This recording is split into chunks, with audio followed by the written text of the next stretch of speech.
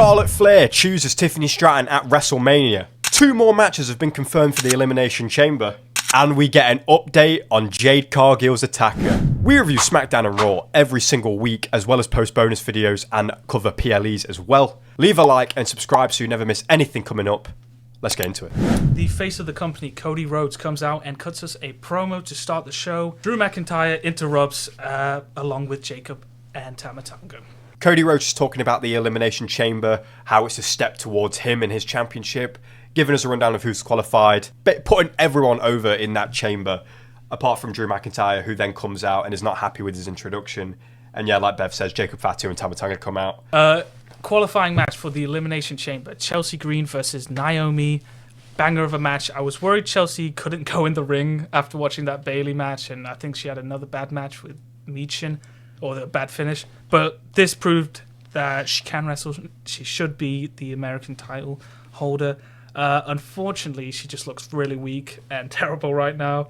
But I'm happy Naomi goes through to the Elimination Chamber. She looked phenomenal in this match. Picking up a lot of losses as well, Chelsea Green has. She just recently lost to PFAB and Michin. Now she's lost to Naomi as well, which obviously there's no shame in losing to Naomi. She is a stud. But yeah, I want to see Chelsea. And how are you feeling about her reign in the minute? It's not been good. Not been much of a reign. No, she's the first ever US title holder for the women's division, and she's making it look like a terrible championship. Yeah, a little bit. It's a mid-card title for a reason, but come on, at least have some prestige about it. One thing I will say is the gear in this match was incredible. Both women look so colourful and vibrant. In a world when a lot of the men's gears are just black trunks, black trousers, the gear was on point tonight. You get Sami Zayn, who looks terrible, dude. He looks pale, he's got eye bags, and he's sitting at home it looks like he's on a Zoom call, talking about the injury that Kevin Owens had given him with the package power driver, saying his neck's not doing great, but he wants Kevin Owens as soon as possible. You know what you were trying to do with that package power driver, you were trying to end my career, which he was. Very excited about this. And Sami, again, with another bit of a meta point, it's almost a joke about how much Kevin Owens turns on him. And it kind of is. Kevin Owens betrays everyone that's around him. MCMG versus Los Garza. Smackdown tag team division is heating up. Better than the Raws by a country shot, mile. dude. Oh my days, it's so much better. I found some newfound respect for Los Garza. They really impressed me this match. They look great. But of course, MCMG picks up the win. The best tag team in the world. They don't lose. They win, bro. They're just so good. The tag team division on SmackDown, everyone is at everyone. Every tag team is so good in the ring, has so much quality, has so much character and colour, apart maybe from Los Garza, but even they are getting some shine. And it is night and day. Then on Raw, it is night and day. They've even got better championships than them. I prefer the championships on SmackDown. Jacob Fatu storming to the backstage where Solo Sikoa waits for him. We get a backstage promo just basically trying to break these brothers up, dude. The creative writers, the WWE, they don't like seeing such a strong group of people, a great family. And Jacob's sick of Solo. But you know what Solo says? Solo says, I love you. Yes, he does. He hits Jacob with his own line. Jacob does not give it back. There is definitely some tension. I don't think Jacob's happy with how Solo ran out on him. He went to get the milk and never came back, dude. Like, it's not great. I'm upset, dude. Jacob, did you not forget who put you on, dude? Yeah. Solo put you on. He put you on the map. He put Tama on the map. He did. And every step of the way, he's backed his boys, dude. I've never seen him leave his boys hanging to dry when he's there, dude. No. He's always there. This is the best, for me anyway. They were looking cold tonight. No more tribal stuff, no more Ulafala, no more Roman Reigns. I want to see this trio go out on their own, them against the entire company. I want to see this. They look, and by the way, Solo looked ice cold tonight in his white turtleneck and chain. Bro. We get a promo from Shinsuke, who comes out and says, I've been waiting in the shadows, waiting for a worthy challenger, which we know is bullshit, because there's plenty of men waiting to challenge him.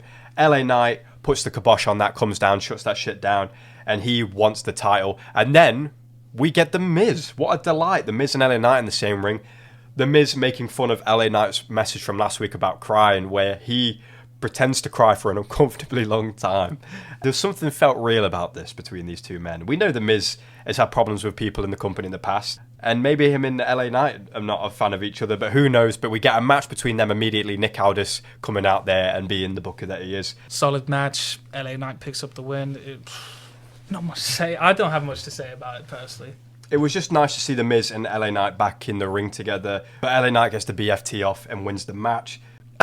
We get Melo versus R-Truth, and he picks up another win, dude. That's a two win streak. Two in a row. He's picking up some steam. Bro. I refuse for anyone saying it was weak competition. He looked great up there. He looked phenomenal.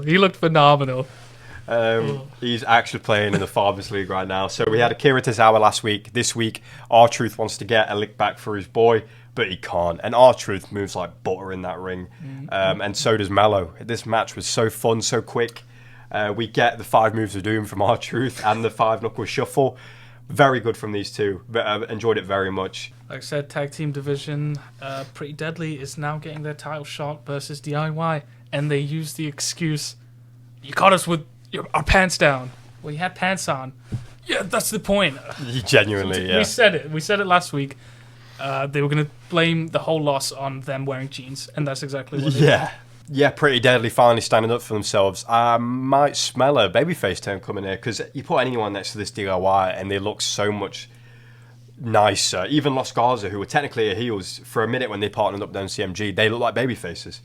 I would love to see Pretty Deadly win these fucking titles. I would love to see it. I'm not sure it will happen, but I would love to see it. 2 tall, strapping British men getting represented out here, aren't we, Bev? Kevin Owens in the car gives us another car promo. And he confirms a match for Elimination Chamber, Sami Zayn versus Kevin Owens, if Sami Zayn can be medically cleared. Yeah, I mean, I guess so. But even Kevin Owens says, cleared or not, meet me in Toronto. Oh. These 2 Canadians, it all began here for them, and they're going home to Toronto to settle their blood feud, man. Kevin Owens and Sami Zayn, back when he was Kevin Steen and El Generico, these two are fantastic. The story between these two, and this should cook. It's just nice to get all these old matches in a new era, under a new glitz and glam, under the new presentation. Very nice, very excited for this. Elimination Chamber is looking stacked. Nia Jax versus Tiffany Straton for the championship. Tiffany's second title defense, and it was better than the Bayley match. Immediately right out of the gate, Nia there must be something in her water, dude, because the turnaround, she's been amazing. She had a great 2024, and she's carrying it over into 2025. This was a very, very fun match. Ultimately, it ends in DQ because Candice LeRae interferes on Nia's behalf. Nia, I thought she was smarter than to just take this sort of help, because it just cost them the match. Tiffany Straton was kicking out of absolutely everything, by the way. Ending in DQ was probably for the best, because I don't know what either woman would have had to have done to put the other away. Candice LeRae jumps her with Nia Jax. And we get Trish Stratus, who comes out and, in heels, by the way. It's incredible. Helps Tiffy. She beat both their asses with heels on, which was just ridiculous. Yeah. I couldn't believe that. I think it's safe to say that partnering with Trish Stratus makes Tiffany a full-time babyface now, dude. I mean, it's not really a shock, is it? It's sort of the same thing with Rhea. When you start cheering for them and wanting them to win the title, gotta hit that flip, dude. Charlotte Flair was watching the match the entire time, looking dead into the screen. He gets in the ring and grabs a chair, sits down like royalty, into the thug pose. Yeah, dude, the actual thug pose. Into the thug pose, and tells Tiffany that she has chosen her for WrestleMania. Which is good. It tells me that the whole, I saw a kid out there, she was impressed by what Tiffany showed in that match. And now we've got Jay and Gunther at Mania, and we've got Charlotte and Tiffy at Mania. Crazy. It is crazy, but we could see this coming from a long time. And there's the first 2 matches sorted on WrestleMania 41. Nick Aldis has taken the tag team champions backstage and told them they have a video. God. An update about the Jade Cargill, my favorite wrestler. We couldn't believe it. Top 2, just behind you. They've got evidence. They've got something. And they show a video of Raquel and Liv Morgan backstage. Oh. What are we doing here? I thought we were actually getting some... Dude, we were so hyped. We thought it was going to happen. They built it up. And they're saying Liv and Raquel were the ones who beat up Jade. If that's true, which it's not. that is going to be a terrible ending to this story that has been going on for months. I think we're approaching like half a year on this fucking story. I'll tell you what it is, Bev. If it's Liv and Raquel, it's a waste of a storyline. You've had Jade Cargill sitting out ultimately for no reason. All it'll do is make us hate Liv more. She's already a heel. She's already with the Judgment Day. It's a waste of a storyline, dude. And my heart dropped. My heart sank. I thought we'd get... I don't know, we'd see Bayley sneaking around, or we'd see Naomi sneaking around. Or something. I don't know, I thought we'd see something better than this. It makes no sense. Why would a heel not claim one of their defeats, one of their victories? Yeah, exactly. Why wouldn't she be prancing around saying, yeah, I did it to Jade? Because Jade's a unit, a unit, yeah. So it makes no sense. And then personally, I think, obviously this is fake. This is fake news. They didn't have enough evidence. They've still got to carry on this story. I think it was Bianca, firstly, because she was too quick to be like, oh, well, that's it. That puts a check on that. Plus, her whole thing in the Royal Rumble where she pulled that woman's hair. Yeah, Jordan Grace. Come on, it's got to be her, dude. And if that would be so much better for Bianca than right now. You know, it would be more interesting. Look what happened to DIY when they turned heel. Yeah. It gives a new life to it, and I think maybe Bianca needs that. Not Naomi, though. I think Naomi needs a title push. One thing I worry about, and I don't want to spend too much time on this, because me and Beav were just saying, we don't know how much the general wrestling audience cares about the storyline, but we do. Very, very much. We've been wanting a conclusion to this for months. We love Jade. We miss Jade. My worry is this. If they turn Bianca heel, or Naomi heel, God forbid, with this storyline, they put their friend through a car windshield and laid them out. They had to go to hospital, dude. You can never be a babyface again. And Bianca's such a big merch seller. Bev seems to think that this is a red herring, and I hope it is, but I think that WWE will just tack this onto Liv and Raquel. Maybe Naomi is doing so well as a babyface, they're like, we can't have it be Naomi. She's doing too well right now. Who knows? But we'll cover that when it happens, and it will be big news for us personally. After this, we get a backstage segment with Tiffany Straton and Tiffany Straton and Trish Stratus. Holy shit, dude. I really hope this tag team thing ain't a long-term thing. They confirmed that they are doing a tag team match at Toronto in Elimination Chamber. Trish Stratus, the hometown hero. Huge. Very happy to hear that. Elimination Chamber's looking very nice. Fatu versus Damien Priest versus Braun Strowman to qualify for the Elimination Chamber in Toronto. Banger match. All three guys are absolute units, dude. I had no clue who was going to win. Well, I knew who was going to win, all right? Yeah. But it's still like, dude, any of those boys could have won. They could have. Banger match. And because it's a triple threat match, no DQ. So anything goes. Anything goes. Anything goes. And boy, did it. Anything went, because we got steel chairs used, we got a chair used. Braun and Jacob Fatu tried to fucking kill each other with a chair. And I'm really enjoying their rivalry, because it's not just, they've fought 3 times on SmackDown 1v1. It's been like they had a match. Then they eliminated each other Braun eliminated him from the Rumble. Then they've had this triple threat. It's sort of indirect and building and cooking slowly, and the payoff will happen.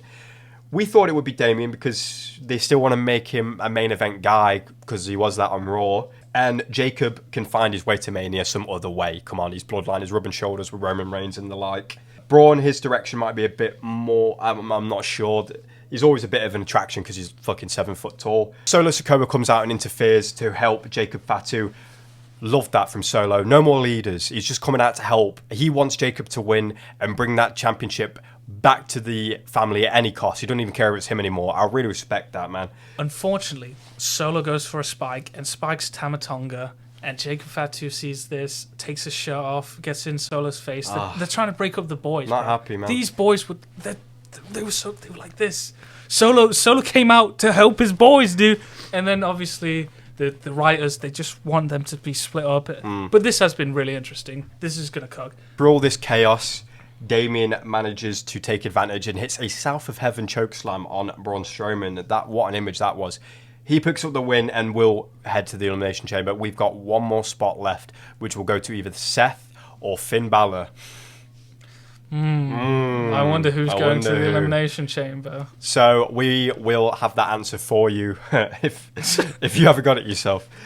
Thank you very much for watching. That is everything. That is our thoughts and the recap on SmackDown this week. Special news, by the way, we are doing a review on Vengeance Day, the NXT PLE, so join us for that as well, and back to regular broadcasting next week. Thank you very much for watching. Subscribe so you don't miss anything coming up. And, yeah. No pop. No pop.